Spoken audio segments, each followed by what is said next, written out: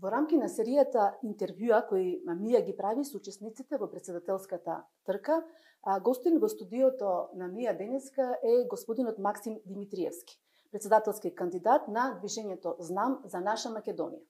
Господине Димитриевски, добре дојдовте. Добро ве најдов, благодарам на поканата. Поздрав до вас и до вашите гледачи и читатели.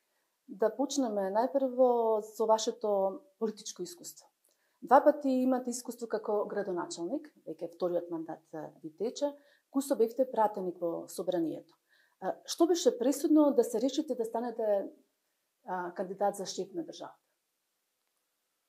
Мислам дека многу е лесно да седите од страна да ги наблюдувате овие лоши процеси низ кои што поминува Македонија и едноставно решив да излезам од комфортната зона и директно да се вклучам во борбата. Суштинските промени во државата не се случуваат сами од себе си, туку мора да ги поттикнете.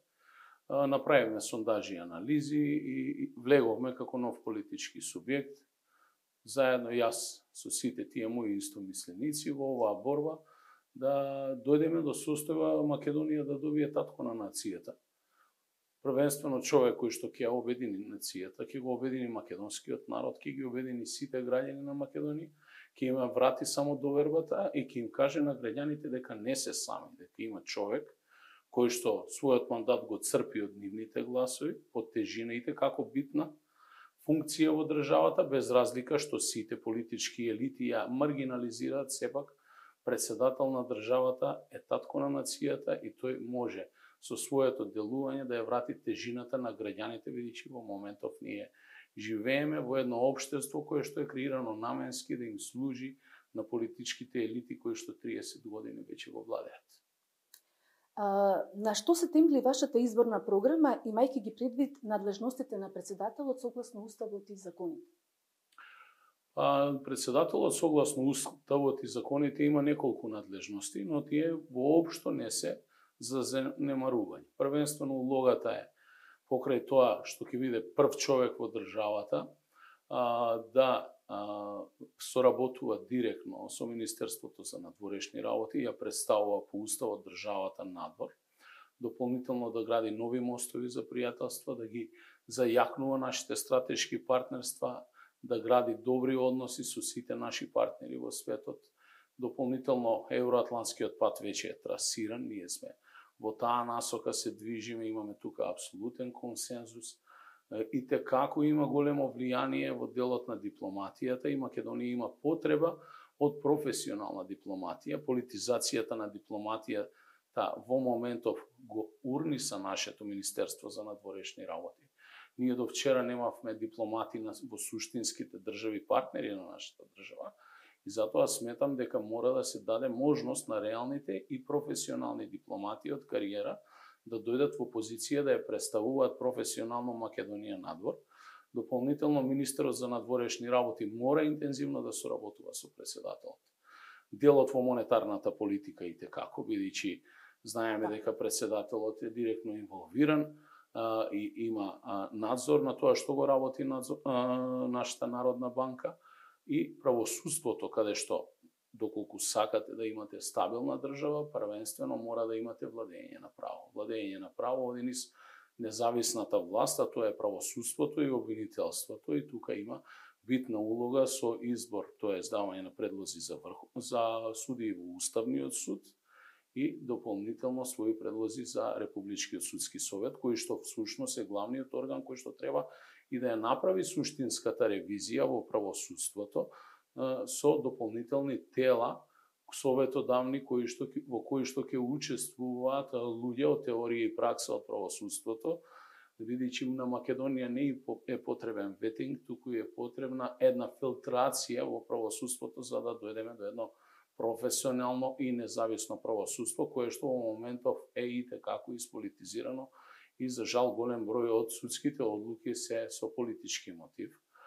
Врховен командант на државата, армијата мора секогаш да биде подготвена, дополнително да биде добро опремена, да се зголеми буџетот на армијата, ние сме членки на НАТО, тоа ни гарантира безбедност од надвор, но дополнително мора да ја обезбедиме и безбедноста од внатрешните закани и од сите други интереси кои што не ни мислат добро, а доаѓаат од надвор. Затоа ќе предложам едно законско решение со кое што ќе се воведе секој граѓанин на Македонија, особено младите популации, машката популација да помине некој вид на предвојничка обука за да имаме оспособени воено млади луѓе.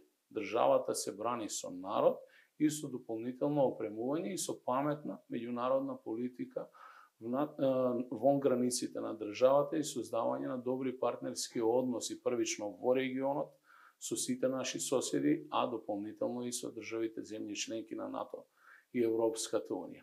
Ете, тоа се само дел од надлежностите, а инаку во рамките на програмата имам поголем број на решенија кои што откако ќе почне кампањата ќе ги промовирам и јавно на сите мои трибини и средби со граѓани, а граѓаните се тука да одлучат кому и на каков начин ќе му ја дадат подршка. Доколку бидете избран за шеф на државата, најавивте дека ќе се заложите за одредување црвени линии од кои нема отстапување.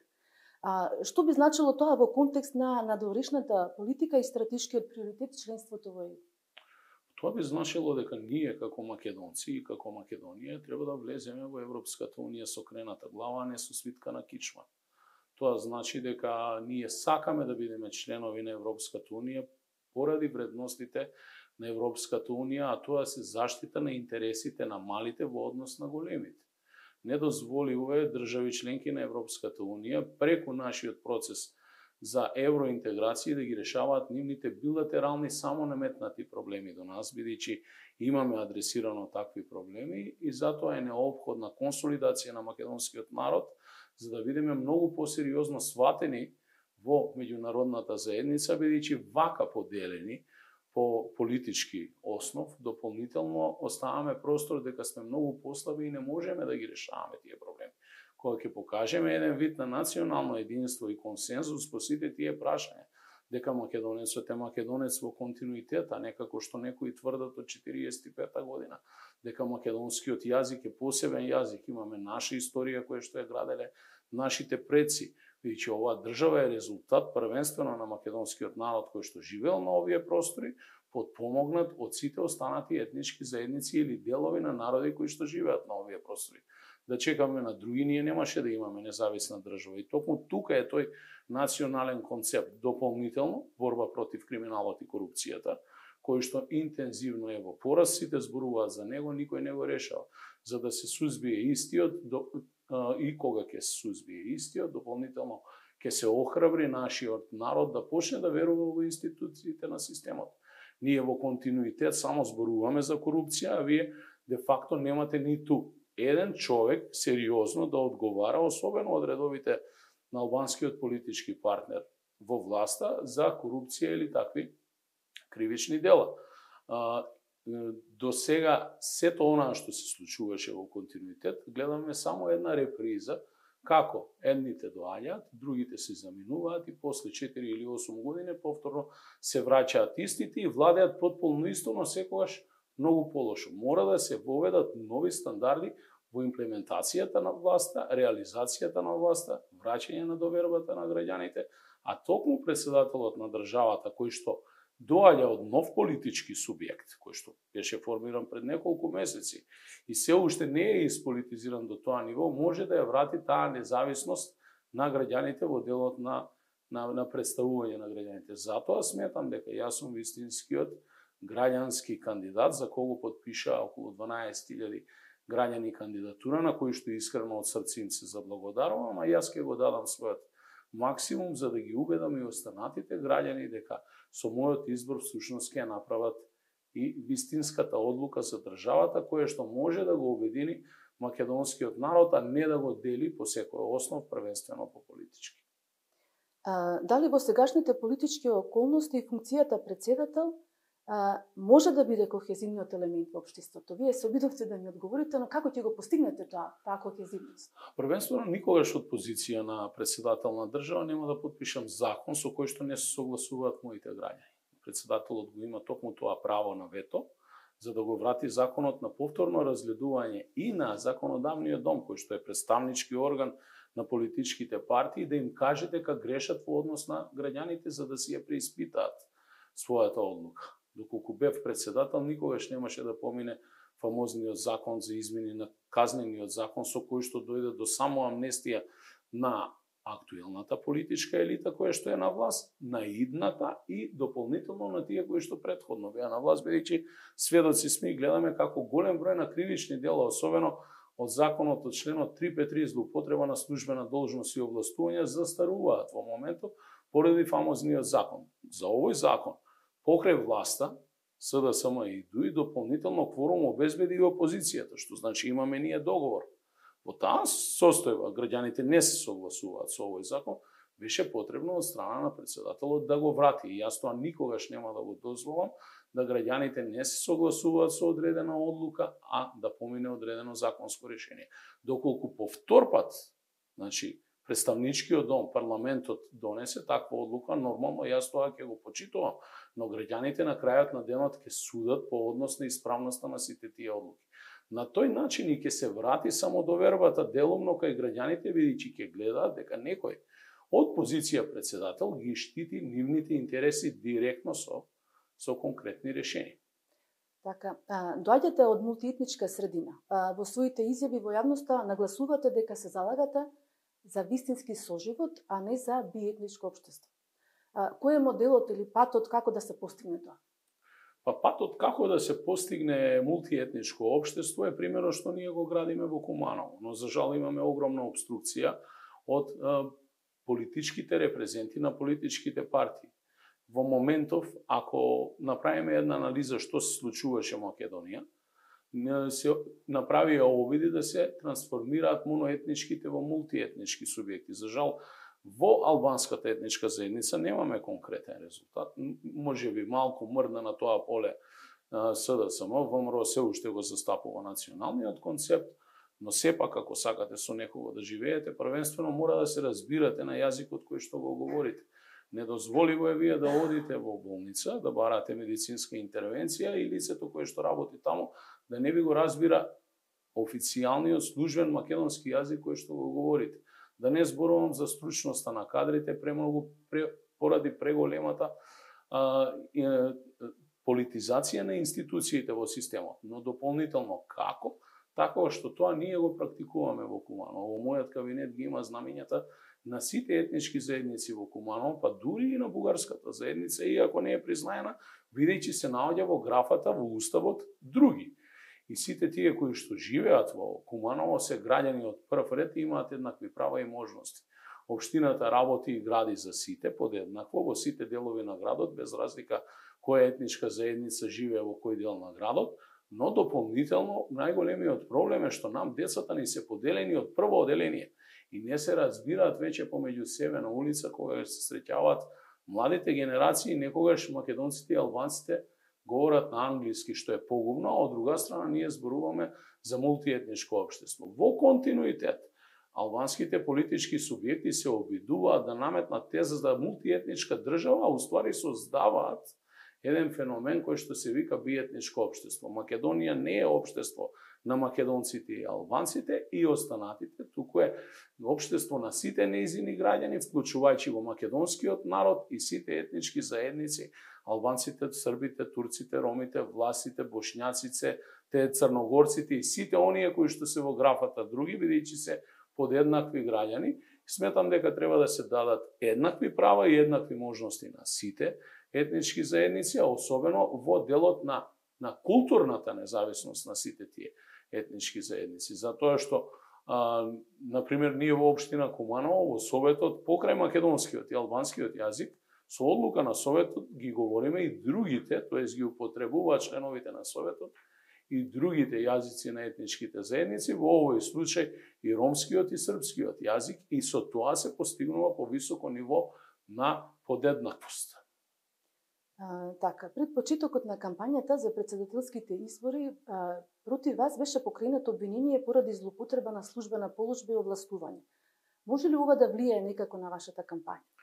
Да ви кажам искрено, јас сум уморен од вакви обвиненија и на претходните локални избори се соочува во тоа и во рамките на мојот прв мандат во континуитет, сето тоа се политички монтирани процеси, каде што одредени луѓе со одредени лични интереси, кои што се блиски со политичката елита која што е на власт или со политичари се обидуваат да извршат различни форми на притисок и при тоа исполитизираните институции, во овој случај и обвинителството, а и делосудството, не можам да кажам глобално за сите луѓе таму, но сепак постојат такви луѓе таму кои што подклекнуваат на вакви политички влијанија и се составен дел од таквите монтирани процеси ги покренуваат овие обвиненија со цел да ми нанесат одредена штета во јавноста, а дополнително и да ме заплашат. Јас најодговорно тврдам дека ваквите постапки за мене, кај мене немаат никаков ефект, дури повеќе ме охрабруваат да се борам за сопствените ставови мои и ставовите на мојот тим и луѓето кои што веруваат во мене. На крајот на краиштата ќе има овој случај епилог, како и сите други кои што беа претходно, и на крајот ќе заврши дефинитивно со ослободителна пресуда, доколку има право и правна држава. Во спротивно ќе видиме, но ќе оставам на институциите на системот да решаваат, бидејќи таму има и луѓе професионалци. Но зошто во овој момент, ете, јавноста нека суди. Многу слично на тоа што се случуваше на локалните избори, кога беа инволвирани и полициски органи, и тела, и поединци, и обвинители и така натаму. Не е прв пат за мене, ова е дополнителен мотив да продолжам на мојот пат. На избирачкото ливче вашето име е под број 7. Кои се клучните пораки до избирачите што ќе ги упатите за да го заокружат вашиот број? Па, сметам дека Македонија заслужува да има човек кој што има став, принцип, интегритет и карактер. Дополнително, Македонија заслужува да има вистински татко на нацијата, кој што не секогаш ќе прави компромиси на штета на сопствениот народ и сопствената држава и да ја представува државата соодветно така како што е првично мудро, осмислено, од страна на еден сериозен совет кој што би го нарекле совет на старци, во консултација со нив, во една апсолутна кохабитација со останатите субјекти кои што се на власт во тој момент, секогаш почитувајќи и опозицијата и дополнително секогаш носејќи ги одлуките кои што си исклучиво од интерес национален и државен на Македонија, македонскиот народ и сите граѓани кои што живеат во оваа држава, а не во интерес на политичките договори и сплетки кои што во континуитет за жал се користат како метод за изнаоѓање на соодветни решенија. Недозволиво е председателот на државата по едно исто прашање да има еден одговор прв пат, кој што ви вели отфрли го францускиот предлог, не го прифаќа, а 7 дена потоа да излезе и да каже јас бев креатор на францускиот предлог или јас директно учествував во негово изготвување. Тоа е недозволиво. Тоа вашиот карактер како председател на држава суштински го отсликува и карактерот на државата и на народот кој што живее во тоа. Сметам дека ние македонците сме првенствено горди луѓе, независни, никогаш не сме зависеле во историјата од никого, затоа и сме создале собствена држава, едноставно сме како пир, никнува и после 100 години, мудри сме, вредни сме, имаме и треба да ја одржиме оваа држава која што е создадоа нашите предци.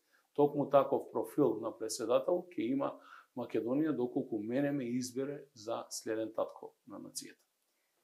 Во овој контекст го начнавте францускиот предлог. Кој е вашиот став во однос на уставните измени? Во контекст на вклучување на бугарите во уставот, кој е услов за Македонија да продолжи со преговорите со Европската унија? Па јас решение на ова прашање дадов, мислам, уште некаде до сега ние како политички субјект, тоест во тој момент како Сдружение на граѓани, понудивме 3 решенија, веќе го апострофирам сега само последното решение кое што сметам дека го дадов некаде јуни, еден ден пред фамозната лидерска средба, каде што потоа како плагијат нашето решение беше представено од лидерот на опозицијата. Македонија треба да ги прифати сите во својот устав на база на реципроцитет, но дополнително истите уставни измени да се спроведат во целост од моментот кога Македонија ќе биде полноправна членка на Европската унија. Зошто? За да се само заштитиме себе си од дополнителни барања кои што можат да дојдат од Софија кон нас и да бидат упатени во текот на преговорите, бидејќи сепак треба да исполниме и голем број на чаптери кои што Европска унија ќе ги бара. Во моментов сите овие кои што велат дека Македонија ќе стане земја членка 2030 година, полноправна членка на Европската Унија, тоа е чиста манипулација со граѓаните. Со ова ниво на корупција, криминал, со ова ниво на политизација на институции на системот, без владење на право и сите аномалии кои што ги има Македонија и нашето општество, нема да бидеме членка уште долг временски период. Ние мора првично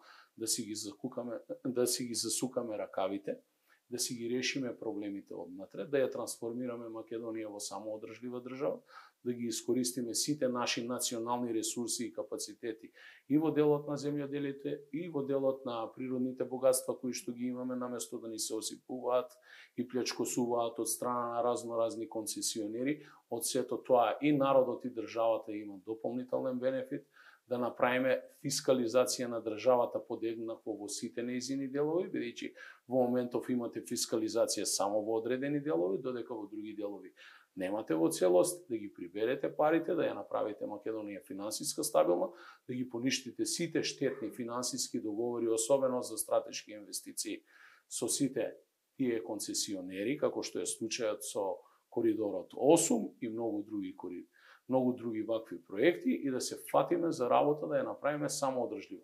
Дури тогаш во Европската Унија ние ќе бидеме посакувани сериозно да станеме част поскоро земја членка на Европската Унија. Дополнително ваквите политички решенија мислам дека само се одредени моменти кои што се обидуваат поединци да решат проблеми, како што е во случајот Бугарија, на долгорочен план билатерални проблеми, а ние всушност ќе стоиме во место во делот на нашите евроинтеграции, бидејќи никој во Европска Унија не сака фактор за дестабилизација. Сите сакаат фактор за стабилизација. Во моментов Македонија не е таква држава која што дополнително ќе ја стабилизира Европската Унија. Да, точно е дека сме премала држава, но факт е дека генерираме голем број на проблеми и тука внатре, а и околу нас, и тоа мора час поскоро да се реши. Како? Единствено со наш ангажман од внатре. Нема да дојде никој од надвор и да ни ги решава нашите проблеми. Последно прашање, што очекувате од првиот круг од претседателските? Во првиот круг, првично очекувам од претседателските избори да бидат фер и демократски. Дали тоа ќе се случи со оглед дека имаме фамозен закон кој што дава огромна предност во представување во медиумите на сите останати кандидати и кандидати за председател, а и кандидатски листи за пратеници. Законот е така направен, сите средства кои што ги финансира државата завршуваат кај големите партии, ние малите сме хендикепирани. Каква кампања ќе имаме, јас ќе водам позитивна кампања, а каква ќе водат останатите кандидати ќе видиме. Посакувам првично да имаме среќни и демократски избори. Верувам дека јас како кандидат ќе бидам евидентиран од страна на граѓаните и ќе бидам подржан да влезам во вториот круг и да извојувам најголемата победа во историјата на оваа држава како председател. Јас ви посакувам успех во тоа. Што доколку не се случи да влезете во вториот круг?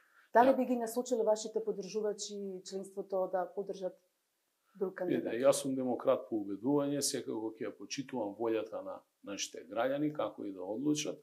Инаку ниту како човек, ниту како политичар немам право да тргувам со гласови и нормално е дека нема да влезам во никаков процес на насочување на сите мои поддржувачи во делот на давање на поддршка на другите кандидати. Тоа е нивно уставно право и нивна одлука. Но јас се верувам дека ќе влезам во вториот круг и овој пат граѓаните заедно со мене ќе извојуваат една голема победа за сите. Господине Димитриевски, ви благодарам за ова интервју и ви посакувам успех на изборите. Ви благодарам и вас. Ова беше Максим Димитриевски, кандидат за председател на државата на движењето Знам за наша Македонија.